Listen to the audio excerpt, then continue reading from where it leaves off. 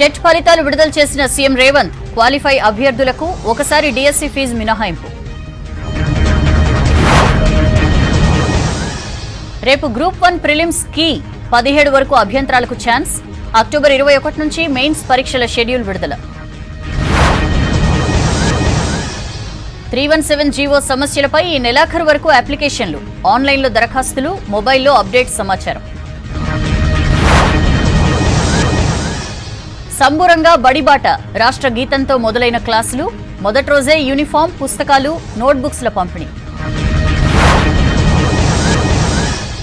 హడావిడి పనులపై కాళేశ్వరం కాంట్రాక్టర్లను విచారించిన కమిటీ, లోపాలకు బాధ్యులను వదిలేది లేదన్న జస్టిస్ ఘోష్. మల్లారెడ్డి భూ వివాదంలో 33 గుంటల భూమి బాధితులదే, సర్వే చేసి నిర్ధారించిన అధికారులు, కోర్టుకు రిపోర్ట్. 4వసారి ఏపీ సీఎంగా ప్రమాణం చేసిన చంద్రబాబు, మంత్రిగా పవన్ ప్రమాణం, హాజరైన మోదీ, షా. 24 మందితో ఏపీ కేబినెట్, 17 మంది కొత్త నేతలు.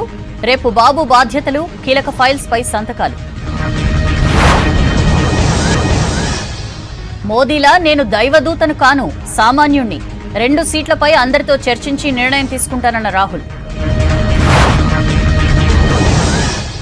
కువైట్లోని బిల్డింగ్లో అగ్ని ప్రమాదం, 50 మంది భారతీయుల మృతి, సహాయ చర్యలకు పీఎం ఆదేశం.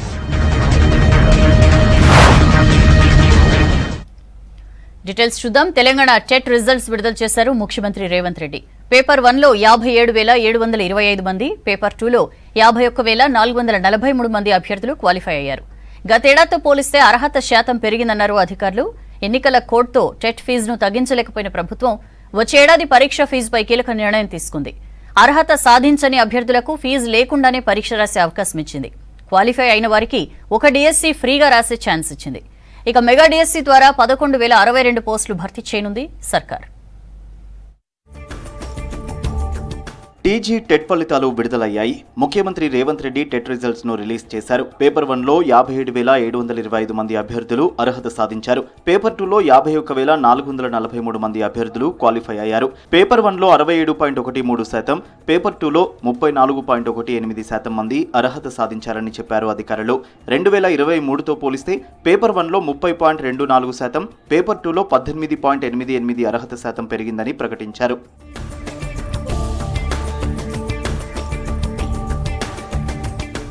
టెట్ ఫీజుపై అభ్యర్థులకు రిలాక్సేషన్ ఇచ్చింది ప్రభుత్వం. ఈ టెట్ ఫలితాల్లో అర్హత సాధించని వారికి వచ్చేసారి టెట్ ఎగ్జామ్ ఫ్రీగా రాసే అవకాశం కల్పించింది. అర్హత సాధించిన వారికి ఫస్ట్ డిఎస్సి ఫ్రీగా రాసే ఛాన్స్ ఇచ్చింది. ప్రభుత్వ నిర్ణయంపై హర్షం వ్యక్తం చేస్తున్నారు అభ్యర్థులు. ఈసారి టెట్ ఎగ్జామ్ ఫీజు భారీగా పెరగడంతో అభ్యర్థులు ఇబ్బందులు పడ్డారు. ఎన్నికల కోడ్తో ఫీజు తగ్గింపుపై నిర్ణయం తీసుకోలేకపోయింది సర్కార్. టెట్ ఫలితాల రిలీజ్ తర్వాత ఈ నిర్ణయం ప్రకటించింది. తెలంగాణలో తొలిసారిగా టెట్ పరీక్షలను ఆన్లైన్లో కంప్యూటర్ బేస్డ్ విధానంలో నిర్వహించారు. మొత్తం 11 జిల్లా కేంద్రాల్లో టెట్ పరీక్షలు నిర్వహించారు. మే 20 నుంచి జూన్ 2 వరకు ఎగ్జామ్స్ జరిగాయి. ఈ పరీక్షలకు 2,86,381 అప్లికేషన్లు రాగా 2,36,487 మంది పరీక్ష రాశారు. మెగా డిఎస్సి రిక్రూట్మెంట్లో మొత్తం 11,062 పోస్టులు భర్తీ కానున్నాయి. వీటిలో 2,629 school assistant, 6,508 SGT, 727 language pundits, 182 PET, 220 special category school అసిస్టెంట్లు, 796 స్పెషల్ ఎడ్యుకేషన్ పోస్టులు ఉన్నాయి. టీచర్స్ రిక్రూట్మెంట్ టెస్ట్ రాయాలన్నా టెట్లో క్వాలిఫై కావడం తప్పనిసరి.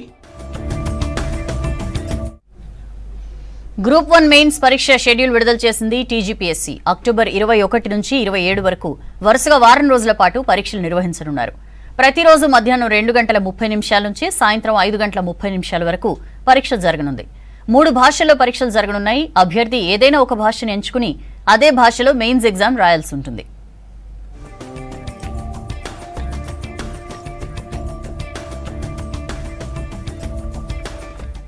త్వరలోనే గ్రూప్ 1 ప్రిలిమ్స్ ఎగ్జామ్ రిజల్ట్స్ విడుదల చేస్తామని ప్రకటించింది టీజీపీఎస్సీ. రేపు ప్రిలిమ్స్ ప్రాథమిక కీ విడుదల చేయనున్నారు అధికారులు.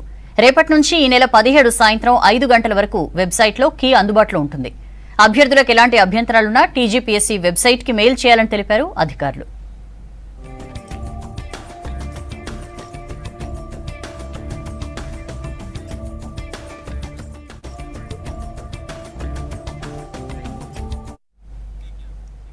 తెలంగాణలో ప్రభుత్వ ప్రైవేట్ స్కూల్స్ పునః ప్రారంభమయ్యాయి. వేసవి సెలవులు ముగియడంతో పాఠశాలలు తెరుచుకున్నాయి.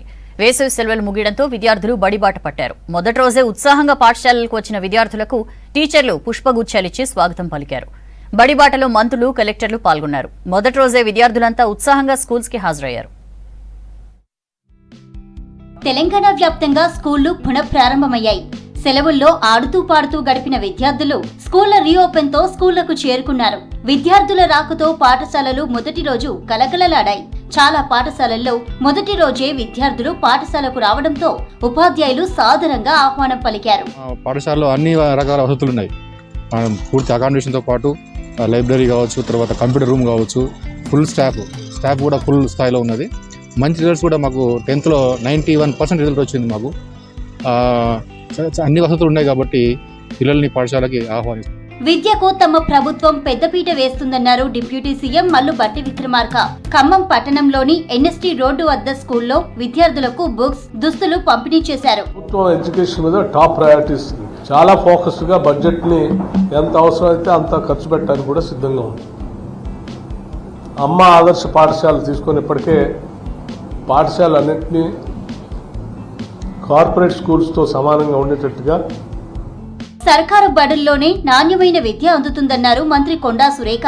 విద్యార్థులకు మెరుగైన విద్య, నాణ్యమైన ఆహారం అందించడమే తమ ప్రభుత్వ లక్ష్యమన్నారు. కిలా వరంగల్లో బడిబాట కార్యక్రమంలో పాల్గొన్నారు మంత్రి. స్కూళ్లకు సంబంధించిన బిల్లులు పెండింగ్ పడకుండా చూస్తున్నామని చెప్పారు. సీఎం గారు ఒకటే మాట చెప్పారు, స్కూల్స్ విషయంలో ఎక్కడ కూడా కాంప్రమైజ్ అయ్యేది లేదు.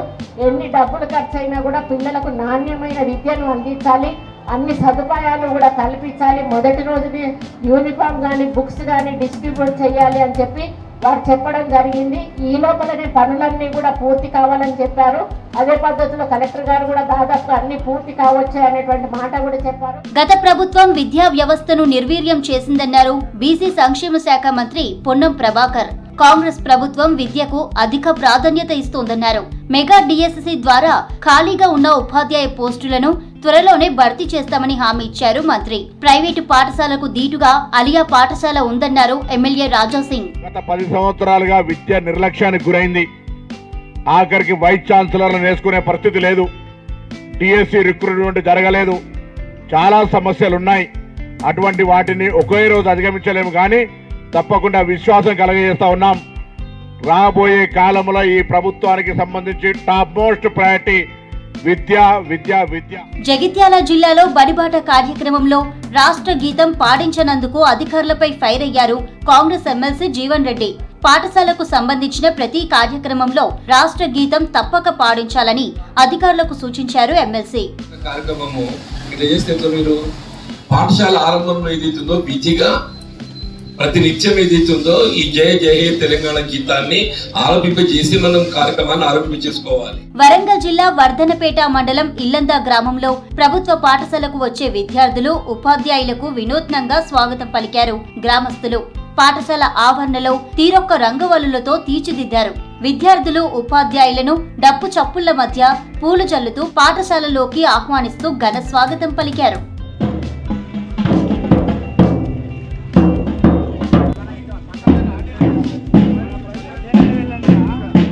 ప్రభుత్వ పాఠశాలలో చదువుకునే తాను జిల్లా కలెక్టర్ అయ్యానన్నారు రంగారెడ్డి జిల్లా కలెక్టర్ శశాంక. తల్లిదండ్రులు తమ పిల్లలను లక్షల ఫీజులు కట్టి ప్రైవేట్ బడుల్లో చేర్చవద్దని సూచించారు. చదువు మాత్రమే జీవితంలో మార్పు తీసుకొస్తుందన్నారు. మాది కూడా ఒక ప్రభుత్వ పాఠశాలలో చదువుకునే నేను ఇక్కడ వరకు రావడం జరిగింది. కాబట్టి మన ప్రయత్నం ఇక్కడ వరకు ఉంటుంది. ఎంత మేరకు మనము కష్టపడి చదువుతాము, ఎంత మేరకు తల్లిదండ్రులుగా మనము మన పిల్లల్ని ప్రోత్సహిస్తాము అన్న దాని మీద ఆధారపడి ఉంటుంది. కాబట్టి మీకు నాణ్యమైన విద్య కావాలి అంటే ప్రభుత్వ పాఠశాల మాత్రమే మనకున్న అవకాశం. ఇక స్కూల్స్ ఓపెన్ కావడంతో పలు జిల్లాల్లో పాఠశాలల బస్సులను ఆర్టీఏ అధికారులు తనిఖీలు చేశారు. రంగారెడ్డి జిల్లాలో చాలా చోట్ల స్కూల్ బస్సులను చెక్ చేశారు. బస్సుల fitness, insurance, permit, driver driving license, fire safety kit, first aid కిట్లను క్షుణ్ణంగా తనిఖీలు చేశారు. ఫస్ట్ ఎయిడ్ కిట్ లేని బస్సు యజమానులకు జరిమానా విధించారు. డ్రైవర్లు యూనిఫామ్ వేసుకోకుండా డ్రైవింగ్ చేస్తుండటంతో వారికి కూడా ఫైన్లు వేశారు. కండిషన్లో లేని పలు స్కూళ్ల బస్సులను సీజ్ చేశారు ఆర్టీఏ అధికారులు. సెక్రటేరియట్లో పలు శాఖలపై సమీక్ష చేశారు మంత్రులు. ఎడ్యుకేషన్, 317 జీవో, జీహెచ్ఎంసీ సహా పలు అంశాలపై అధికారులతో చర్చించారు మంత్రులు. వర్షాకాలంలో వచ్చే సమస్యలపైన ఉన్నతాధికారులతో సమావేశమయ్యారు. విద్యాశాఖకు కాంగ్రెస్ ప్రభుత్వం తొలి ప్రాధాన్యత ఇస్తుందన్నారు మినిస్టర్స్. జీహెచ్ఎంసీ, శానిటేషన్ విషయంలో నిర్లక్ష్యంగా ఉంటే సహించేది లేదని అధికారులను హెచ్చరించారు మంత్రులు.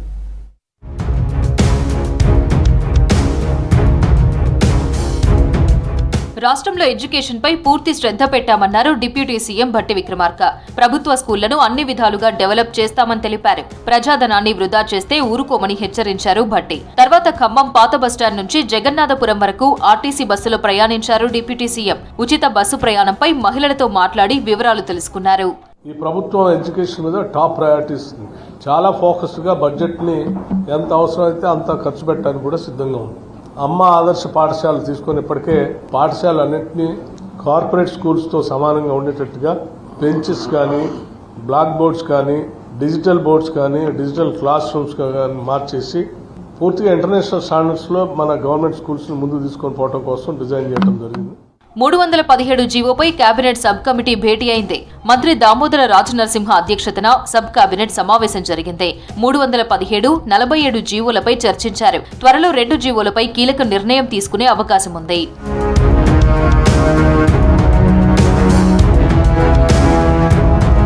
జీహెచ్ఎంసీ అధికారులపై సీరియస్ అయ్యారు మంత్రి పొన్నం ప్రభాకర్. వర్షాకాలంలో తీసుకోవాల్సిన ముందస్తు చర్యలు సరిగా లేవని అసహనం వ్యక్తం చేశారు. జీహెచ్ఎంసీ ఆఫీసులో అధికారులతో సమీక్ష చేశారు మంత్రి. సిటీలో శానిటేషన్ విషయంలో పెద్ద ఎత్తున ఫిర్యాదులు వచ్చినా ఎందుకు పట్టించుకోలేదన్నారు. సమీక్ష సమావేశంలో వర్షాకాలంలో తీసుకుంటున్న జాగ్రత్తలపై పవర్ పాయింట్ ప్రెజెంటేషన్ ఇచ్చారు జీహెచ్ఎంసీ అధికారులు. రాబోయే వర్షాకాలంలో హైదరాబాద్ నగర ప్రజలకు ఎక్కడ కూడా ఇబ్బంది కలగద్దు. నీటి నిల్వ ద్వారా కావచ్చు, కాలనీ లోపల గతంలో జరిగినటువంటి పరిణామాల వల్ల జరిగినటువంటి ఇబ్బందులు రాకుండా ఉండే విధంగా అనేక ముందస్తు చర్యలు తీసుకున్నాం. ఇన్ని ప్రికాషనరీ చర్యలు తీసుకున్నప్పటికీ కూడా ఏదైనా సమస్య ఏర్పడితే దాన్ని వెంటనే పరిష్కారం చేయడానికి అన్ని రకాల అప్రమత్తంగా జీహెచ్ఎంసీని చేయడం జరిగింది. దానవాయిగూడెంలో మున్నేరు రిటర్నింగ్ వాల్ నిర్మాణ పనులను పరిశీలించారు మంత్రి పొంగులేటి శ్రీనివాసరెడ్డి. యుద్ధ ప్రాతిపదికన పనులను పూర్తి చేయాలని అధికారులను ఆదేశించారు.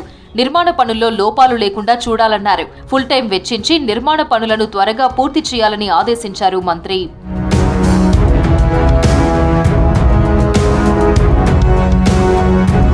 పార్టీలతో సంబంధం లేకుండా అర్హులందరికీ ప్రభుత్వ సంక్షేమ పథకాలు అందేలా చూడాలని కోరారు మంత్రి కొండా సురేఖ. అర్హులైన మహిళలకు 2,500 రూపాయలు ఇచ్చే పథకాన్ని త్వరలోనే ముఖ్యమంత్రి రేవంత్ రెడ్డి ప్రారంభిస్తారని చెప్పారు. కాంగ్రెస్లో కొత్త పాత తేడా లేకుండా కష్టపడిన వారందరికీ తగిన గుర్తింపు ఉంటుందన్నారు. వరంగల్లోని మడికొండలో జరిగిన ఎంపీ కడియం కావ్య పరిచయం ఆత్మీయ సమావేశంలో పాల్గొన్నారు కొండా సురేఖ. పోయిన ప్రభుత్వం ఏదైతే ఉందో అర్హత లేని వాళ్లకు కూడా లక్షల రూపాయలు రైతు బంధు కింద ఏ విధంగా ఇచ్చి అపహాస్యం చేశారో, మరి నిరుపేదల నోళ్లలో మట్టి కొట్టారో అలా జరగకుండా మన ప్రభుత్వం ప్రవేశపెట్టే ప్రతి పథకం కూడా నిరుపేద ఇంటికి చేరే విధంగా మరి మీరందరూ కూడా కలిసికట్టుగా పనిచేయాల్సిన అవసరం ఉంది. కాళేశ్వరం ప్రాజెక్టుపై ఎవరు ఏది చెప్పినా ప్రతిదీ రికార్డు రూపంలో ఉండాలన్నారు Kaleshwaram commission chief justice Chandra Ghose. Ground report తెలుసుకోవాలని, అఫిడవిట్ ఫైల్ చేయాలని చిట్చాట్లో చెప్పారు. సరైన ఆధారాల కోసమే అఫిడవిట్ దాఖలు చేయమని చెప్తున్నామన్నారు. ఎవరి ఆదేశాల మేరకు పనులు జరిగాయనేది రికార్డు రూపంలో సమాధానం వచ్చాక వాళ్లను కూడా పిలుస్తామని తెలిపారు. ఇప్పటి వరకు వచ్చిన వాళ్లతో అఫిడవిట్ వచ్చాక ఇతర వ్యక్తులను కూడా పిలుస్తామన్నారు చంద్రఘోష్. ఆంధ్రప్రదేశ్లో కూటమి ప్రభుత్వం ఏర్పాటైంది. ముఖ్యమంత్రిగా చంద్రబాబు ప్రమాణం చేశారు. సీఎంతో పాటు 24 మంది మంత్రులుగా ప్రమాణం చేశారు. ఈసారి కేబినెట్లో 17 మంది కొత్త వారికి ఛాన్స్ కల్పించారు. రేపు సాయంత్రం సీఎంగా బాధ్యతలు చేపట్టనున్నారు చంద్రబాబు. మొదటి సంతకం మెగా డిఎస్సీ, పింఛన్ల పెంపు వంటి కీలక ఫైల్స్ పై చేయనున్నారు.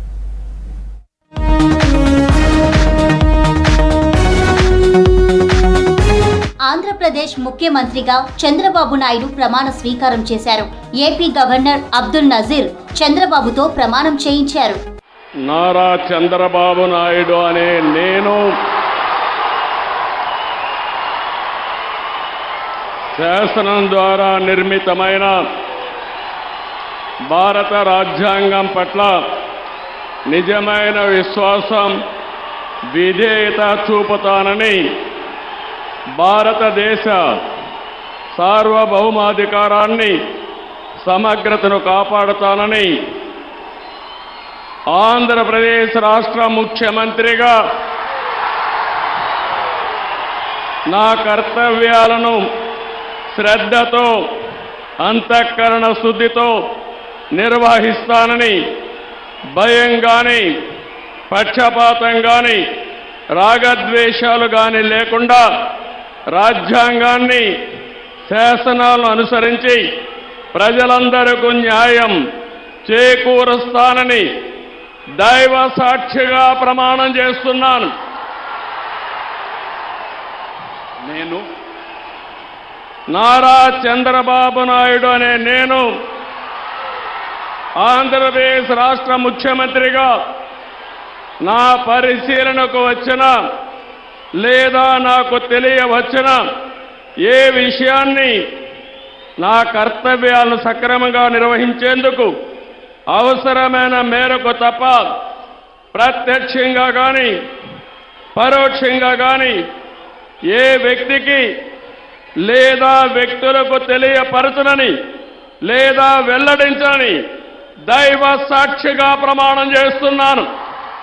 ఏపీ మంత్రిగా ప్రమాణం చేశారు Janasena chief Pithapuram MLA Pawan Kalyan. Governor Abdul Nazeer ఆయన చేత ప్రమాణం చేయించారు. తర్వాత ప్రధాని మోదీ ఏపీ సీఎం బాబు పవన్ కు అభినందనలు తెలిపారు. ప్రమాణ స్వీకార టైంలో చప్పట్లు కేరింతలతో సభా ప్రాంగణం మారుమ్రోగింది.